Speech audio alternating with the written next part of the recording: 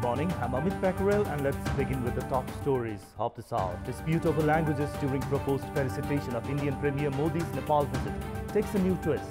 Foreign Ministry and Janakpur sub-metropolis make contradictory remarks. Almost all drinking water jars sold in Kathmandu found to contain harmful bacteria. Government's apathy renders health hazards on the public. US President Donald Trump announces that the US is effectively withdrawing from the Iran nuclear deal. The last-ditch diplomatic efforts by European allies failed to make headway.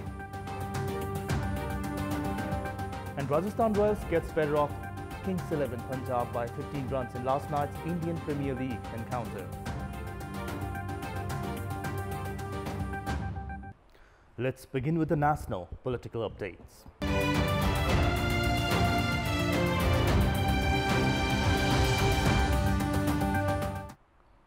The dispute on the languages to be used in the civic felicitation of Indian Premier Narendra Modi has taken a new twist. The Janakpur sub-metropolitan city was about to prepare the letter in Nepali, Maithili, Hindi and English languages. The Ministry of Foreign Affairs, however, has directed not to carry out the felicitation in Hindi language. The sub-metropolis nonetheless has claimed that it would proceed with preparing the felicitation letter in Hindi as well, as per the ministry's directive itself. Indian Premier Modi is scheduled to arrive directly to Janakpur from the Indian city of Patna for his two-day state visit to Nepal. Upon his arrival, Modi will be bestowed with civic reception at the Parabiga area. According to Foreign Ministry spokesperson Bharat Paudel, Janakpur sub-metropolis has already been directed to prepare the felicitation letters in only Maithili, Nepali and English languages, although the sub-metropolis was earlier preparing to include Hindi language as well. Janakpur's mayor Lal Kishore Yadav, however, insisted that the felicitation would move ahead in Hindi as well, which he said was none other than based on the ministry's directive. The conflicting remarks of the ministry and the sub-metropolis has indicated a clear language-related tussle during the proposed felicitation of Indian Premier Modi. On the other hand, the panel affiliated with senior leader Malakumar Nepal within CPN-UML has turned dissatisfied over the uses of Hindi language during the felicitation, which the faction has termed as against the party's policy and stance.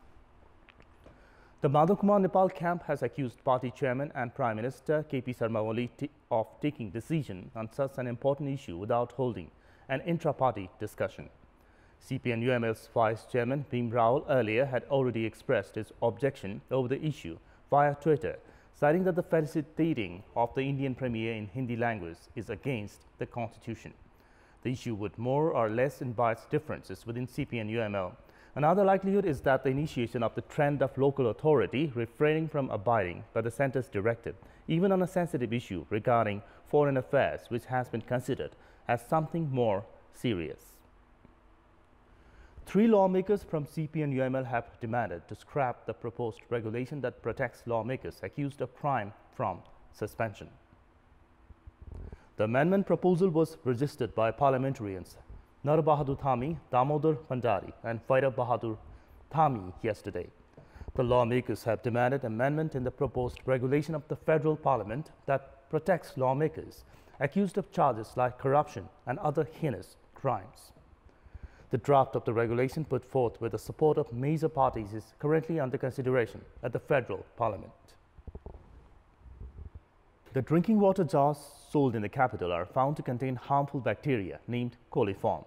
Nepal Academy of Science and Technology (NAST) has confirmed that among the samples taken from 50 brands, at least 12 persons were found to have the bacteria, which is hazardous to the human health.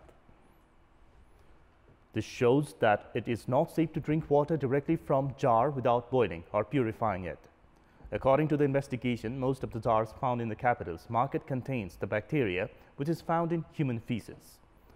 More than 300 species of coliform are found in each milliliter of water. Likewise, 74% of the water in jars were found to contain E. coli bacteria, which also survives in human feces. According to the criteria set by Nepal government, there should be zero presence of these 2 bacteria in water to be drinkable. Meanwhile, iron, ammonia and fluoride, among others, are also found in most of the jars. Consumption of these particles can invite different lungs and throat-related ailments. Doctors suggest to properly purify water before drinking to prevent the harmful effects of bacteria like coliform and E. coli that are known to spread diseases like diarrhea and jaundice, among others. NAST has, however, not made public the names of the brands that are producing drinking water against the criteria. The study proves that indifference on the part of the government and lack of effective regulation have been failing to stop at least 259 tar companies to sell contaminated water, which the public at large is compelled to consume. And it's now time for our segment Public Pulse, where you text us with your opinion.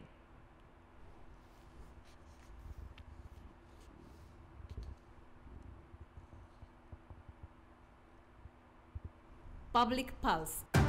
And the question is, why have the sales and distribution of polluted drinking water not come under control? And options are A, irresponsible entrepreneurs, B, weak monitoring system, and C, unaware consumers. The voting is on. Type NEWS, select your option A, B or C and send it to 8080 to share your opinion with us. It has been more than 7 years since the roads of the capital have underwent construction works.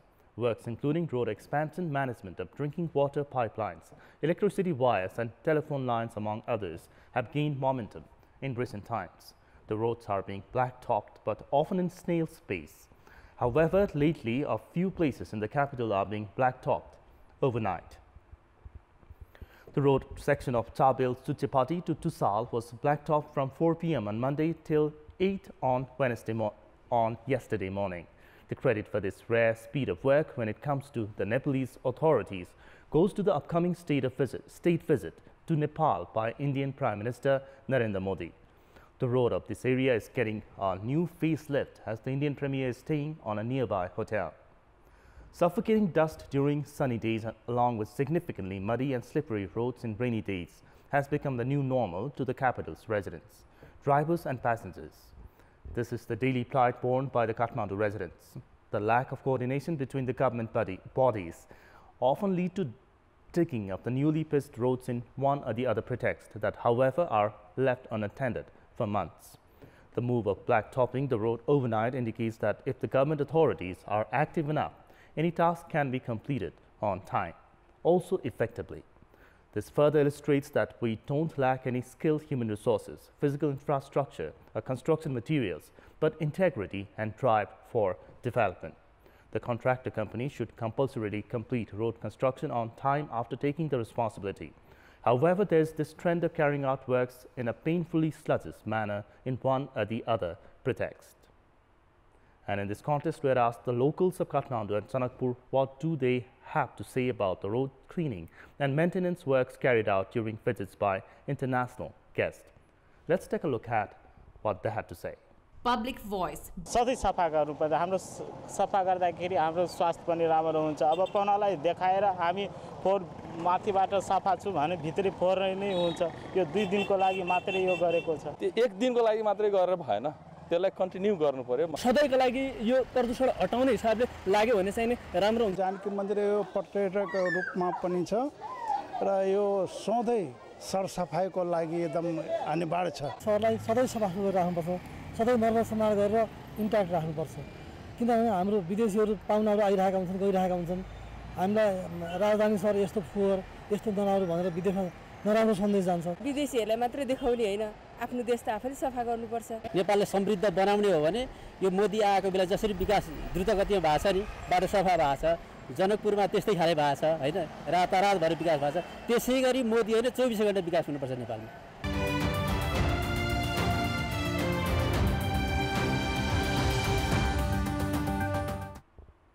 Now the international update.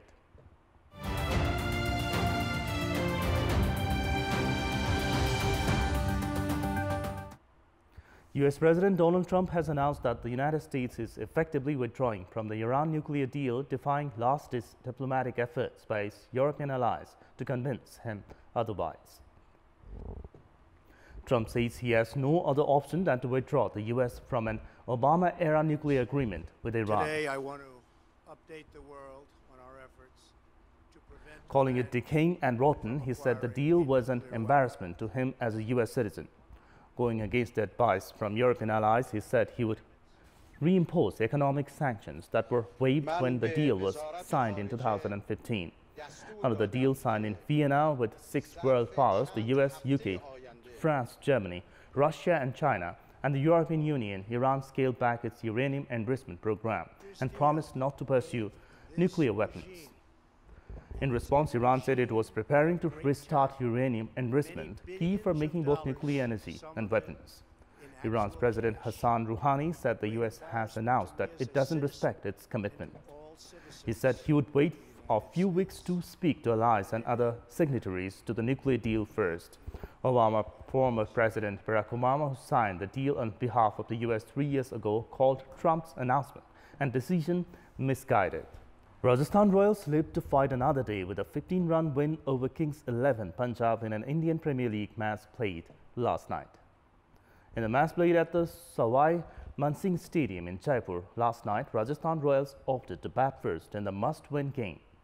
Rajasthan Royals could only post a total of 158 runs in the stipulated 20 overs, losing 8 wickets despite Josh Butler's blazing 58-ball 82, which included 9 fours and 1 6. Sanju Samson also contributed 22 runs off 18 balls when Ben Stokes chipped in 14 runs off 11 balls.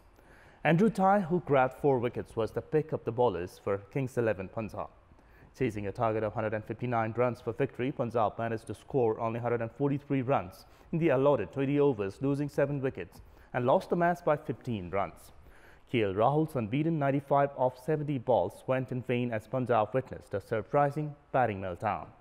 KL Rahul and Marcus Stoinis, who contributed 11 runs, were the only 2 batsmen to reach double figures for Kings 11 Punjab. Krishnappa Gautam was the top wicket taker for Rajasthan, who claimed 2 wickets.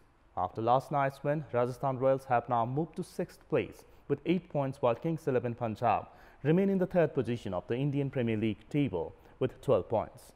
Sunrisers Hyderabad lead the league table with 16 points. Tonight's Indian Premier League match features a clash between Kolkata Knight Riders and Mumbai Indians. Milos Raonic of Canada has reached the 3rd round of the Madrid Open tennis tournament, defeating Grigor Dimitrov of Bulgaria in a thrilling 3-setter. In the match played at the Aranza Sanchez Stadium in Madrid yesterday, Raonic took the first set 7-5, but Dimitrov came back to claim the second set 6-3. In the deciding 3rd set, Raonic played well, winning the set 6-3.